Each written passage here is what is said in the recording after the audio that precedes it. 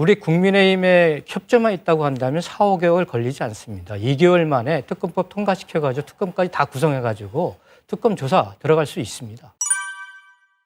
네, 오늘 주호영 국민의힘 원내대표, 교섭단체 대표 연설이 있었습니다. 거의 반성문 수준이던데 어떻게 좀 들으셨어요? 처음에는 반성 얘기를 해서 참 좋게 시작한다 생각을 하는데 역시나 제가 보기에는 국힘 초선 의원들 모아놓고 윤리 강좌를 하는 느낌이었다. 이렇게 좀 평가를 하고 싶습니다. 주호영 대표가 5번째 대표 연설을 하거든요. 그만큼 굉장히 노회하게 처음엔 개혁을 얘기하다가 남탄만 하는 그러한 좀 남탄 연설의 최고봉을 보여줬다 이렇게 평가를 하고 싶고요. 나아가서 사실상 품격 있는 국회를 논하면서도 품격 없는 연설이었고 또 정쟁하지 않고 협치하자라고 하는 그런 어떤 주장도 하셨음에도 불구하고 연설 그 자체가 정쟁과 협치를 무산시키는 그런 연설 내용이었습니다. 참으로 좀 안타까운 연설이 아니었는가 그렇게 평가하고 싶습니다. 네. 오늘 연설에서 주호영 대표는 뭐 병자호란, 일제 식민지, 6.25까지 얘기를 하면서 심각한 국가 위기 상황이라고 진단을 하셨어요. 근데 집권 여당의 대표로서 그것을 그러면 그 위기를 어떻게 극복할 것인가에 대한 대안과 정책 제시가 하나도 없었습니다. 다 민주당 탓만 했었던 것이죠. 주호영 대표나 국힘은 아직도 대통령이 문재인 대통령인 줄 알고 있는 것 같아요. 여당의 원내대표가 아니라 야당의 원내대표의 역할을 하는 연설을 하신 거나 마찬가지거든요. 오늘 연설에서 어떤 지금 고물가에 대한 대책을 어떻게 하겠다라고 하는 연설이 있었고 전기료 인상과 또 주택의 이 주택가 하락 또 여러 가지 임대 미분양 사태에 대해서 어떤 극복하고자 하는 집권 여당의 비전이 오늘 제시가 됐습니까? 전부 다 민주당 내로남불한 거 아니겠습니까? 강준만 교수가 뭐 민주당의 내로남불을 5년 동안 찾을 수 없다 그러는데 앞으로 이렇게 나가면은 국힘도 내로남불 강준만과 똑같이 진단할 거예요. 정치가 이러면 안 됩니다. 그래서 이제는 남 탓 서로 하지 말고 못한 것은 자기 탓하고 이 어려운 민생 현상을 치유할 수 있는 곳으로 협심해서 나아가자. 이런 메시지가 필요한 시점이 아닌가 생각을 합니다. 네. 자, 사류 정체에서 좀 벗어나기 위한 3류, 2류 정도까지라도 좀 갔으면 좋겠는데 자, 그런 그림들을 같이 좀 그렸으면 좋겠습니다. 자, 주제를 바꿔서요. 특검 이야기로 좀 넘어가 볼까요? 자, 민주당에서는 대장동 특검, 김건희 여사 특검 이렇게 쌍특검 주장하고 있습니다. 정의당은 또 정의당대로 오늘 50억 클럽 이 특검 법안을 따로 공개하고 나섰어요. 관련 발언 듣고 이어가겠습니다. 공판 과정에서 새로 드러난 사실인데도 전 정부에서도 기소조차 못했던 사안이라며 너무나 억지스러운 변명을 늘어놓는 대통령실과 여당은 이제라도 대우각성하기 바랍니다. 남은 선택지는 오직 특검뿐입니다. 지금 그 민주당에게 네. 가장 급한 거는 어떻게 해서든 당대표 이재명 대표가 소위 체포되는 걸 막는 거거든요. 쌍끌이 특검이라고 그러는데 이걸 들고 나와서 국민 시선을 돌리려는 꼼수를 부리는 시선 돌리는 거죠. 김건희 여사 수사에 대해서 어떤 절차와 방식을 따라야 하는가에 대한 정의당의 입장을 말씀을 드린 겁니다. 수사를 제대로 하라. 이것을 먼저 촉구하고 검찰을 세게 압박하는 것이 지금은 필요한 때라고 봅니다. 자, 일단 판결 내용에 대해서 완전히 그냥 해석이 다르죠. 대통령실의 해석은 이거 사실은 무죄가 거의 드러난 거다 이런 해석이에요. 매수 유도를 당했거나 계좌를 당했다는 표현이 나오죠. 계속 당했다고 해서 주가 조작에 가담한 것으로 볼 수 없다. 이게 너무 명백하다. 가짜뉴스다. 강력한 유감이다. 이런 유감 표명이 나왔는데 자, 어떻게 해석하십니까? 판결문에는 사실상 대통령실이 그렇게 좀 오해할 만한 판결 내용이 있습니다. 오해할 만한 부분이 있다. 또한 판결문에는 명확한 범죄 사실들을 또 적시를 하고 있습니다.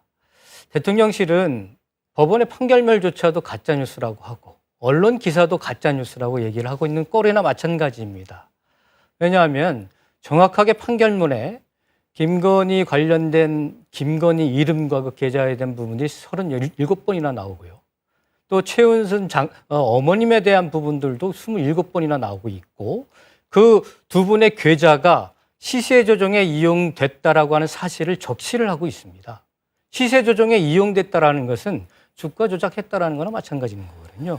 그런 것을 명확하게 적시를 하고 있는 상황입니다. 또한 공소시효가 만료됐다라고 하는 1차 주가 조작 이외에도 2차 주가 조작에도 김건희 그다음에 장모의 계좌가 똑같이 같이 주가 조작의 계좌가 이용됐다는 사실이 똑같이 적용되고 있고요. 이런 사실들은 명확하게 법원이 판단해서 판결한 그런 적시 사실이라는 얘기죠. 이것조차도 부정하면 말이 안 되지 않습니까? 심지어는 사실상은 주가 조작 선수인 김모 씨가 매도 주문을 3,300원에 8만 줄 매도하라고 한 순간 김건희 계좌에서 하여튼 매도 주문이 실제적으로 7천만 원에 이루어졌다. 이 분초를 적시를 하면서 여러 가지 이 주가 조작의 혐의 같은 것들을 적시한 내용들이 기록되고 있거든요. 이것을 가지고 가짜 뉴스라고 한다고 한다면 스스로 사법을 부정하는 거나 마찬가지 아니겠습니까? 정말 궁금한 게 검찰은 왜 기소를 하지도 않고 불기소 처분을 하지도 않고 계속 이러고 있는지 모르겠어요. 모든 증거는 다 검찰청 서랍에 들어있을 텐데 이렇게 논쟁을 하게 만들잖아요, 오랫동안. 왜 이러는지를 정말 잘 모르겠습니다. 자, 상황이 이렇게 되니까 민주당에서는 이거 특검 가자 이거 아니에요?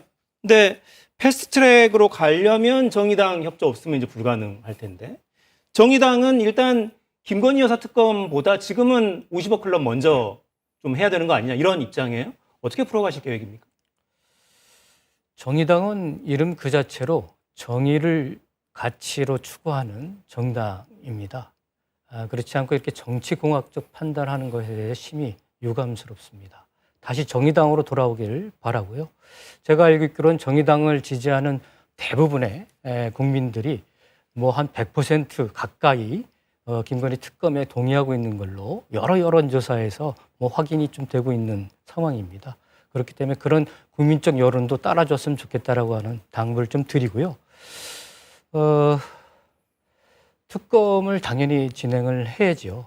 왜냐하면 그 판결문에서도 김건희 여사의 계좌 3계좌와 최은순 장모의 계좌 1계좌가 1, 2차 주가 조작에 참여하고 있다라는 것들을 명시하고 있고 시세 조정에 이용했다라고 하는 사실도 적시하고 있습니다.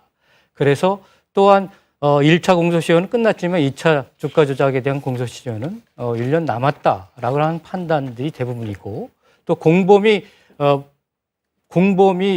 그런 그 공소시효를 다투는 과정에서는 자연적으로 공범은 그 공소시효 적용이 되지 않는 그런 법률적 해석도 있습니다. 그런 차원에서는 당연히 특검을 통해 가지고 검찰이 의지가 없는데 특검을 통해 가지고 명명백백하게 국민들에게 진실을 알리고 사법적 판단을 구해야 되는 그런 상황이죠. 국힘이 정의당을 두둔하고 또 정의당을 편들고 정의당을 또 이용하려고 하는 태도가 얼마만큼 좀 급박하고 또 위험한 상황인지 역설적으로 좀 보여주는 것 같고요. 그렇지 않습니까? 이재명에 대한 압수수색이 제가 알고 있기로는 200번이 넘었던 것 같습니다. 그리고 최근에는 180명의 검찰과 수사관들을 동원해서 압수수색을 또 다양하게 하지 않았습니까? 이 김건희 여사에 대한 주가 조작 사건에 대한 소환 통보는 한 차례 있었습니다. 그런데 응하지 않았었죠. 그 이외에 소환 조사나 또 통보는 전혀 없었던 상황이죠. 이것 자체가 불공평하고 불공정한 검찰의 태도 아니겠습니까? 그렇기 때문에 국민들은 검찰 특검이 필요하다. 또 소환 조사가 필요하다에 대해서 66% 이상의 국민들이 찬성 여론을 보내고 있는 거 아니겠습니까? 국민들의 이러한 준엄한 요구와 그리고 심판 의지에 대해서 검찰도 따라야 되고 김건희 여사도 따라야 된다고 생각을 하고 있습니다.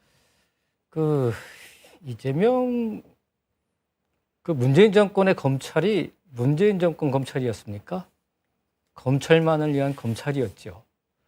또 윤석열 대통령을 만들기 위한 검찰이었죠. 공정하지 그때도 않았습니다. 의지가 없었습니다. 그리고 이재명 대표는 스스로 세 차례나 검찰의 소환장을 받고 자발적으로 출석을 했습니다. 그런데 세 차례 조사 과정 속에서 국민이 납득할 만한 증거 제시가 되고 있지 않습니다. 그렇기 때문에 증거가 제시가 안 됐기 때문에 인멸할 위험도 없습니다. 또한 제1야당의 대표가 어디 도망가겠습니까? 수사받다가? 그런데 이렇게 명확하게 구속영장을 칠 이유도 없는 상황에서 지금 구속영장 협박을 또 보내고 있는 상황입니다. 검찰이 정말 공명정대한 검찰로 다시 돌아왔으면 좋겠다는 말씀 드리겠습니다. 자, 오늘 검찰에서 수사팀의 티타임이 있었어요. 기자들 만나서 수사 상황을 좀 브리핑하는 이런 과정이 있었는데 조만간 영장 청구 여부를 포함해서 향후 수사 방향을 좀 결론을 내리겠다. 이런 언급이 있었습니다. 조만간이라고 한 걸로 봐서 아마 이번 주 안에 모종의 움직임이 있을 걸로 보이고요. 구속영장을 검찰에 청구한다면 법무부 장관이 이제 국회 본회의에 와서 체포동의안 제안 설명을 하고 이제 표결에 들어가게 되죠. 만약에 표결하게 되면 민주당은 당론을 정해서 부결시키는 방향으로 움직이게 될까요, 그럼? 예, 당연히 그런 수순을 밟을 것이라 판단하고 있습니다. 자유투표가 아니라 당론 투표를 아마 하게 될 거다. 뭐 형식은 자유투표가 되겠지만은 그거는 지금의 상황에 대해서 국회의원들이 또 민주당 우리 의원님들이 상황들을 명확하게 잘 알고 있기 때문에 당론 투표에 준하는 그런 결과가 나오지 않을까. 그럼 아마 부결될 거라고 보시는 거군요. 어떻게 보십니까? 제가 조홍천 의원님의 말씀을 제가 언론에서 봤는데 그 당론으로 부결하는 것을 반대하시더라고요. 예, 그래서 아마 민주당 내에서도 뭐 치열한 토론을 통해서 결론을 내는 게 민주당답지 않은가 뭐 이런 생각은 해봅니다. 네. 자, 오늘 여의도 코너 시작하면서 사류 정치를 좀 업그레이드 했으면 좋겠다 말씀을 드렸는데 이번 주 상황 보십시오. 이번 주도 쉽지 않겠습니다. 네. 자, 50억 클럽 관련해서는 곽상도 전 의원이 뇌물 혐의 관련해서 무죄 판결 받았어요. 취지는 이거였습니다. 아들에게 준 돈 50억 원. 이게 정상적으로 보이지는 않는데 적어도 곽 의원에게 준 돈으로 보이지는 않는다. 진술도 증거로 인정되지 않았고 검찰에서는 일단 무죄 선고를 납득하기가 좀 어렵다면서 상응한 처벌이 이루어져야 한다. 이런 입장을 좀 내놓았습니다. 검찰이 일단 항소는 하기로 했고 이 판결은 어떻게 보셨어요, 의원님께서는? 여지껏 그렇게 수사를 했는데 이렇게 무죄가 나오도록 하는 것은 두 가지죠. 검찰이 그동안 수사와 기소를 불성실하게 했기 때문입니다. 그런 불성실한 수사와 기소에 기반해서 법원이 증거 조사에 대한 명확한 의지 없이 이러한 국민들의 정말 실망감을 준 판결을 하게 된 것이죠. 우리나라 평균 노동자의 퇴직금 평균액은 1,500만 원 정도 1,500만 원 됩니다. 그리고 상위 1%의 퇴직금이 한 4억 원 정도 됩니다. 그거보다도 무려 뭐 엄청난 뭐 한 22배 되나요? 예, 그 정도의 퇴직금을 받은 건데 외국의 여러 판례들을 보면 직계가족들은 경제적 공동체로 규정하고 판결을 하게 되어 있습니다. 그런데 뭐 독립생계라는 이유만으로 이런 무죄 판결을 낸 것 자체에 대한 국민적 허탈감에 대해서는 특검을 통해서도 반드시 해야 되고 우리 국민의힘에 협조만 있다고 한다면 4, 5개월 걸리지 않습니다. 2개월 만에 특검법 통과시켜가지고 특검까지 다 구성해가지고 특검 조사 들어갈 수 있습니다. 이 사안에 대해서는 그럼 같이 특검 한번 추진하는 것이 국민들에게 희망을 주는 정치라고 저는 생각을 합니다. 같이 한번 해봤으면 좋겠습니다. 네. 자, 일단 정성호 의원이 이렇게 이야기했네요. 위로를 하기 위해 건넨 사담마저 엮어보려는 검찰의 행태가 애잔하다 이렇게 비판했는데 어떤 의미인가요, 이거는? 정성호 의원이 변호사입니다. 예, 사선 의원이기도 하고 또 지난 선거 과정 속에서 김용, 정진상 두 분과 같이 일한 적이 있고 그래서 위로 차원에서 법무부 홈페이지를 통해 가지고 신청을 해서 정식적인 허가를 받아서 접견을 진행을 했습니다. 그리고 이 접견이 고대관에 의해서 기록된다는 것을 알고 있었고 또 그 기록이 검찰에 통보된다는 것까지 다 알고 접견을 진행을 한 것입니다.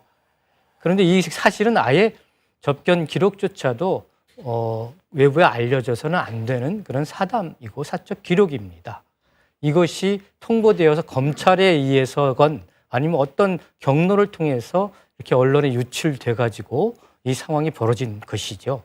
그리고 정성호 의원에 의하면 뭐 발언했던 뭐 대통령 된다 뭐 이런 발언들 자체도 오히려 정진상이 뭐 지금 상황으로 봐서는 꿋꿋하게 민주당이 가면은 우리가 뭐 이재명 대통령도 만들고 이렇게 했다라고 하는 그런 말이 있었다라고 해서 오히려 정진상의 말이다. 뭐 이런 얘기도 또 있는 것이고요. 검찰이 이런 부분들을 좀 각색해서 왜곡해서 발표를 했다. 이런 좀 호소를 하고 있는 그런 상황이라고 판단됩니다. 의원님도 뭔가 검찰에 다른 의도가 있다 이렇게 해석하십니까? 그럼요. 지금 정진상과 김용 그리고 그와 이재명 대표와의 이 직접적인 증거들이 나오지 않고 있지 않습니까? 그래서 억지로 뭔가 이렇게 불리한 그 상황들을 꿰매려고 하는 검찰의 좀 안쓰러움들을 가지고 이제 정성호 의원은 애잔하다, 뭐 이렇게 비겁하다 이렇게 평가를 하고 있는 것이죠. 근데 개인적으로 제가 뭐 그런 처지였다고 한다면 여러 오해를 나올 수 있기 때문에 접근을 안 하는 것이 낫다 이런 좀 말씀을 드립니다. 굳이 구치소에 가서 만나지 않았으면 더 나았을 법했다라는 말씀이시고 네. 당내에서 그런 우려도 좀 있긴 있잖아요. 이재명 대표가 만약에 이 리스크가 현실화되면 어떡하나. 그런 부분도 고려를 좀 하고 있는 거 아닙니까 사실? 그런 우려는 당연히 뭐 있죠. 의견도 있고 다만 지금의 상황에 있어서는 앞서 말씀드리겠지만은 수사에 대해서 세 차례 자발적으로 출석을 했고 또 증거 제시가 못 되고 있는 상황에서 인멸 우려도 없고 제1야당 대표가 또 도망칠 우려가 없기 때문에 구속 사유 청구는 정치영장의 정치쇼다 이렇게 평가할 수가 있겠습니다. 정치쇼다. 검찰의 생각은 완전히 다른 것 같습니다. 소환조사에서 이 질의에 답변하는 태도로 볼 때 추가 소환조사는 필요가 없을 것 같다는 오늘 검찰의 입장이 있었고 구체적인 증거에 입각해서 한 질문에도 제대로 답변하지 않았다 이런 평가도 있었다는 점도 알려드립니다. 자, 두 분 의원님은 다음에 또 뵙겠습니다. 감사합니다. 네, 감사합니다.